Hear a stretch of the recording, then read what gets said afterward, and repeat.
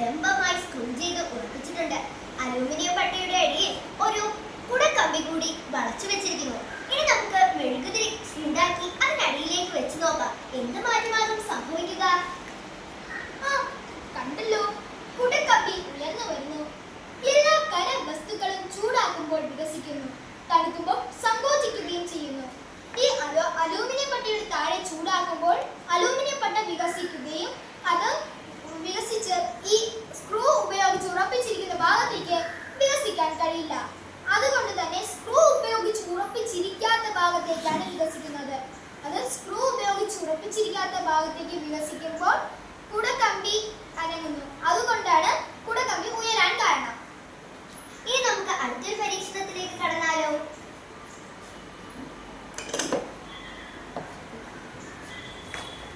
ചൂടാക്കുമ്പോൾ ദ്രാവക തന്മാത്രകൾക്ക് സംഭവിക്കുന്ന മാറ്റം കണ്ടെത്തിയാലോ? ഇതിനു വേണ്ടി സാമഗ്രികൾ പരിചയപ്പെടാം. 2 കുഴലുകൾ ഘടിപ്പിച്ച ഒരു ഗ്ലാസ്, ഒരു ചൂടുവെള്ളം ഒഴിക്കാൻ വേണ്ടി വെച്ച വേറൊരു ഗ്ലാസ്, ചൂടുവെള്ളം, തണുത്ത വെള്ളം. ചൂടുവെള്ളമാണെന്ന് തിരിച്ചറിയാൻ അല്പം ഉജാല കൂടി. ഒരു ബോട്ടിലിൽ 2 മേസൺ പൈപ്പ് ഘടിപ്പിച്ചു കൊടുക്കുന്നു. അടപ്പിൽ ഇതിലേക്ക് കുറച്ച് പച്ചവെള്ളം കൂടി എടുക്കാം. ഒരു ഗ്ലാസ്സിൽ കുറച്ച് ചൂടുവെള്ളം എടുക്കുന്നു. ചൂടുവെള്ളമാണെന്ന് തിരിച്ചറിയാൻ വേണ്ടി ഇതിലേക്ക് ഉജാല കൂടി ചേർത്ത് കൊടുക്കാം. ബോട്ടിലിന്റെ അടപ്പ് നന്നായി അടച്ചു കൊടുക്കുക.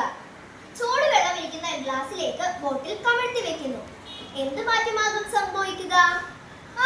കണ്ടല്ലോ, ചൂടുവെള്ളം മുകളിലേക്ക് ഉയരുകയും തണുത്ത വെള്ളം താഴേക്ക് പോവുകയും ചെയ്യുന്നു.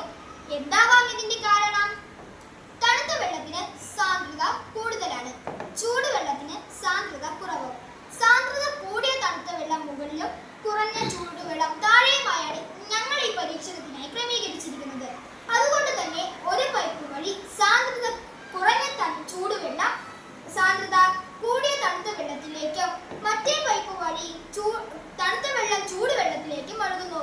ഇതിനെ കാരണം ദ്രാവക തന്മാത്രകൾക്ക് സംഭവിക്കുന്ന മാറ്റമാണ് ഈ പരീക്ഷണത്തിലൂടെ നമുക്ക് മനസ്സിലാക്കാൻ കഴിയുന്നത്.